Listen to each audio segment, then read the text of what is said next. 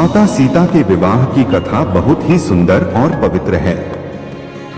यह कथा रामायण में वर्णित है और इसे विशेष रूप से बालकांड में विस्तार से बताया गया है।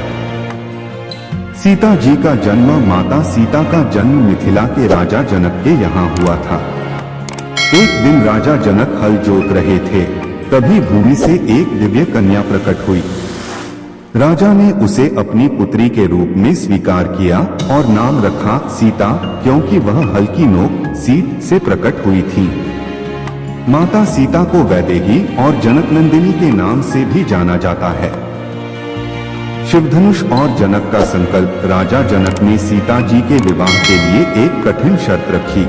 उनके पास भगवान शिव का एक भारी धनुष था, जिसे कोई भी सामान्य मानव उठाने में सक्षम नहीं था। राजा जनक ने घोषणा की कि जो भी वीर इस धनुष को उठाकर उसकी प्रत्यंचा चढ़ाएगा, वही सीता जी से विवाह करेगा। राम का आगमन और धनुष भंग। भगवान श्री राम अपने गुरु विश्वामित्र के साथ मिथिला नगरी आए। उनके साथ उनके भाई लक्ष्मण भी थे।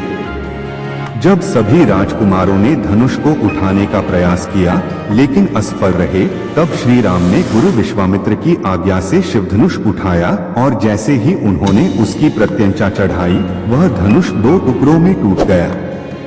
इस अद्भुत दृश्य को देखकर सभी देवता, ऋषि मुनि और राजा जनक अत्यंत प्रसन्न हुए। परशुराम का क्रोध और विवाह का निर्णय।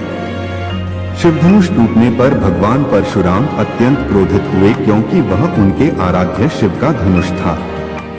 लेकिन जब उन्होंने श्री राम की शक्ति और दिव्यता को पहचाना, तो वे शांत हो गए और उन्हें आशीर्वाद दिया।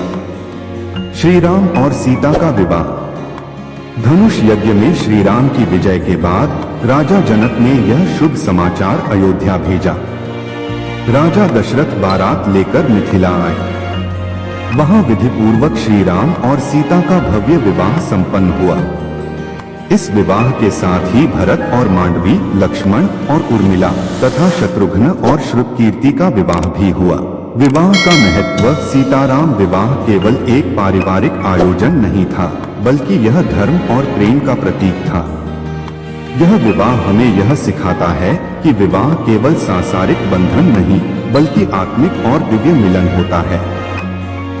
माता सीता और श्री राम का विवाह आज भी आदर्श माना जाता है और इसे बहुत ही श्रद्धा और भक्ति के साथ स्मरण किया जाता है।